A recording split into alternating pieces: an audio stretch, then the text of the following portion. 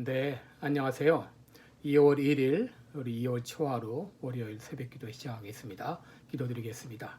은혜로우신 우리 아버지, 또 힘들고 어려운 가운데서도 2021년 1월 한 달을 은혜 가운데 지내게 해주신 것 감사합니다. 아직까지 모든 것들이 원활하지 못하고 잘 풀리지 않은 가운데 있어도 하나님이 여전히 우리와 함께 하시며 나의 앞길을 인도하시는 믿음을 가지고 살아갑니다. 오늘 하루도 우리의 모든 문제를 주님 앞에 의탁하며 기도할 때 우리의 기도를 들으시고 응답하여 주실 것을 믿습니다. 오늘 한 하루를 주님 앞에 의탁합니다. 또 2월 한 달을 주님 앞에 온전히 의탁합니다. 이번 한 주간을 의탁합니다. 주님 인도해 주옵소서. 감사드리며 예수님의 이름으로 기도드리옵나이다. 아멘. 네, 찬송가 406장 부르겠습니다. 고난대의 영혼 편히 쉴 곳과. 예전 찬송가는 464장입니다. 406장 고난내 영혼 편히 쉴 곳과 부르겠습니다.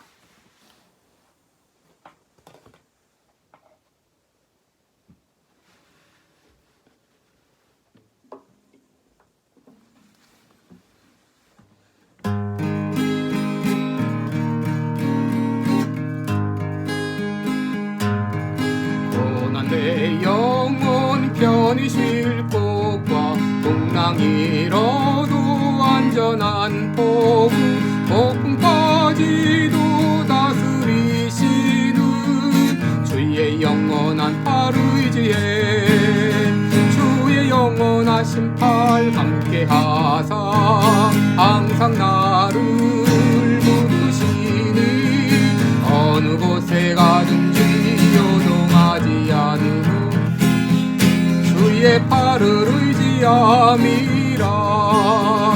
세상 친구들 나를 버려도 예수 늘 함께 동행함으로 주의 은혜가 충만하리니 주의 영원한 팔 의지에 주의 영원하신 팔 함께 하사 항상 나를 붙드시니 어느 곳에 가든지 요동하지 않음은 주의 팔을 의지함이라.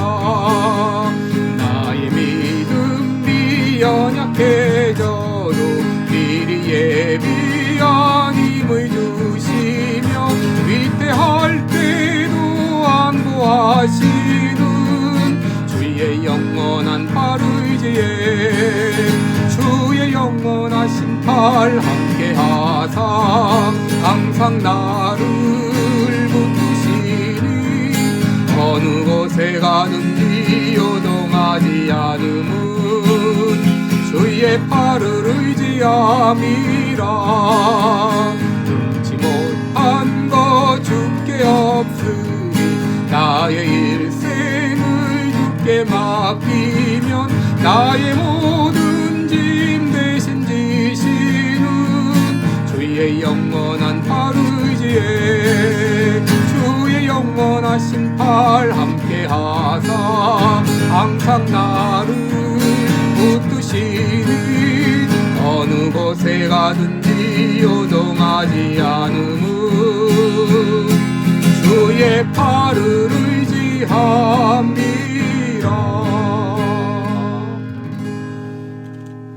아멘. 네, 우리 오늘은 욥기 5장을 보겠습니다. 욥기 5장 1절부터 16절까지 보겠습니다. 욥기 5장 1절로 16절까지 765쪽이 되겠습니다. 제가 읽어드리겠습니다. 부르짖어 보아라. 내게 응답할 자가 있겠느냐? 거룩한 자 중에 내가 누구에게로 향하겠느냐? 분노가 미련한 자를 죽이고 시기가 어리석은 자를 멸하느니라. 내가 미련한 자의 뿌리 박는 것을 보고 그 집을 당장에 저주하였노라. 그 자식들은 평안한 데서 멀리 떠나고 성문에서 눌리나 구하는 자가 없으며 그 추수한 것은 줄인 자가 먹되 가시나무 가운데 있는 것도 빼앗으며 올무가 그의 재산을 향하여 입을 벌리느니라. 재앙은 티끌에서 일어나는 것이 아니요 고난은 흙에서 나는 것이 아니라 인생은 고난을 위하여 났나니 불티가 위로 나름 같으니라. 나 같으면 하나님께 구하고 내 일을 하나님께 의탁하리라. 하나님은 크고 측량할 수 없는 일을 행하시며 기이한 일을 셀 수 없이 행하시나니 비를 땅에 내리시고 물을 밭에 보내시며 낮은 자를 높이 드시고 슬퍼하는 자를 흥기시켜 안전한 곳에 있게 하시느니라. 하나님은 게으르한 자의 계교를 파하사 그 눈으로 하는 일을 이루지 못하게 하시며 간교한 자로 자기 계율에 빠지게 하시며 사특한 자의 계교를 패하게 하시므로 그들은 낮에도 캄캄함을 만나고 대낮에도 더듬기를 밤과 같이 하느니라. 하나님은 곤비한 자를 그들의 입의 칼에서 강한 자의 손에서 면하게 하시나니 그러므로 가난한 자가 소망이 있고 불의가 스스로 입을 막느니라. 아멘. 네, 16절까지 봉독했습니다. 오늘은 역전의 대가 이런 제목으로 함께 말씀을 나누겠습니다.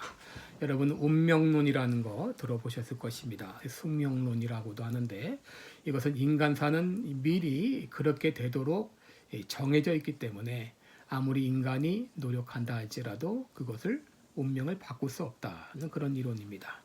많은 사람들이 이런 운명론에 빠져서 고난 당할 때, 고난에 빠졌을 때 이것은 나에게 주어진 것이야, 어쩔 수 없는 것이야 하면서 자포자기하는 경우가 많이 있습니다. 여러분 지금 욥은 엄청난 고난에 직면해 있습니다. 너무나 엄청난 고난이기 때문에 믿음의 사람 욥도 탄식을 쏟아냈습니다. 자기의 난 나를 저주하고 하나님을 향하여 원망을 쏟아 놓았습니다. 이때 친구인 엘리바스가 욥을 향하여 권면의 말을 해주었는데요. 이제 4장에 이어서 5장까지 계속 그의 권면이 계속되고 있습니다. 오늘 이 엘리바스의 권고는 크게 두 가지입니다. 첫째는 인생에 있어서 고난은 어쩔 수 없는 것이니 그것을 받아들이라 하는 것입니다. 7절에 보시면 인생은 고난을 위하여 났나니 불티가 위로 나름 같으니라 그렇게 말했습니다. 이 말은 원래 의미는 참으로 사람은 고통을 위해 태어났다 그런 말입니다. 여러분 여기 고난이라는 말은 아말이라는 말인데요. 노욕 혹은 고통을 말하는데 이 고통이 마치 불티가 위로 나름 것 같다. 불을 피우게 되면 불티가 계속 위로 올라가지 않습니까? 이와 같이 인생은 살면서 고난이 계속 된다고 하는 것입니다. 여러분 인생에 있어서 고난이라고 하는 것은 불가피한 것처럼 보입니다. 고난 없이 살아가는 인생은 아무도 없다고 해도 과언이 아닐 것입니다. 그래서 불교에서는 이 인생을 고해와 같다 그렇게 말했는데 불경에도 보게 되면 독자를 잃은 이 과부의 이야기가 기록이 되어 있습니다. 이 과부가 독자가 죽고 나니까 너무나 슬퍼서 석가를 찾아갔습니다. 석가가 그 과부에게 말하기를 너는 너희 동네 모든 집들을 다 다녀보아라. 다 다녀보아서 죽은 사람이 없는 집이 있으면 나한테 와서 말을 하라. 그렇게 얘기를 했습니다. 이 과부는 그 말을 듣고 자기 동네 가서 모든 집을 한 집 한 집 다 방문했습니다. 그리고는 죽은 사람이 없는 집이 있는가를 보았는데 아무 집도 없었다고 하는 것입니다. 그래서 이 과부는 다시 석가에게 가서 돌아다녀 보았더니 죽은 사람이 없는 집은 아무도 없더이다 라고 말했습니다. 그 말을 듣고 석가는 말하기를 이거 봐라. 어느 집이고 불행한 일을 당한 집이 없다. 모두 불행을 당했다. 그러니 너도 위로를 받아라 하면서 위로를 했다고 하는 것이죠. 고난이 없는 집은 없다고 하는 것입니다. 이 고난은 인생에게 불가피하다고 하는 것입니다. 이런 석가의 말도 하나의 운명론에 해당된다고 할 수 있습니다. 슬픔은 너에게 주어진 것이니까 그것을 달게 받으라는 말입니다. 그런데 엘리바스는 또 한 가지 권면을 하고 있죠. 그것은 바로 그 문제를 가지고 하나님께 기도하라고 하는 것입니다. 8절에 보면 나 같으면 하나님께 구하고 내 일을 하나님께 의탁하리라 라고 했습니다. 여러분, 그리스도인은 만사가 하나님의 주권 가운데 이루어지고 있는 것을 믿는 사람입니다. 에베소서 1장 11절에 보게 되면 하나님은 모든 일을 그 마음의 원대로 역사하시는 분이라고 말했습니다. 여러분, 이 땅에 일어나는 모든 일들 우연인 것 같아도 바로 하나님의 뜻 가운데서 이루어집니다. 하나님의 역사 가운데 이루어지고 있다는 것을 우리는 믿어야 됩니다. 여러분, 우리가 믿는 하나님은 어떤 분인가? 여러분, 첫째로 하나님은 기이한 일을 행하시는 분이십니다. 9절을 보시면 하나님은 크고 측량할 수 없는 일을 행하시며 기이한 일을 셀 수 없이 행하시나니 라고 말했습니다. 우리 하나님은 우리가 도저히 상상할 수 없는, 도저히 측량할 수 없는 엄청난 일을 행하십니다. 기이한 일을 행하시는 하나님이십니다. 그러므로 이제 일어난 일에 대해서 우리가 하나님에 대해서 이렇다 저렇다 얘기할 수가 없어요. 하나님은 우리의 상상을 초월하시는 분이시기 때문입니다. 둘째로 하나님은 악인을 심판하시는 하나님이십니다. 12절을 보시면 하나님은 괴로운 자의 계교를 파하사 그 손으로 하는 일을 이루지 못하게 하시며 간교한 자로 자기 계율에 빠지게 하시며 사특한 자의 계교를 패하게 하심으로 그들은 낮에도 캄캄함을 만나고 대낮에도 더듬기를 밤과 같이 하느니라 그랬습니다. 여러분, 게으르한 자, 이 악인들은 음모를 꾸며가지고 정직한 자 의인들을 이제 죽이고 그들을 살해하고 그들을 멸망으로 이끌어가죠.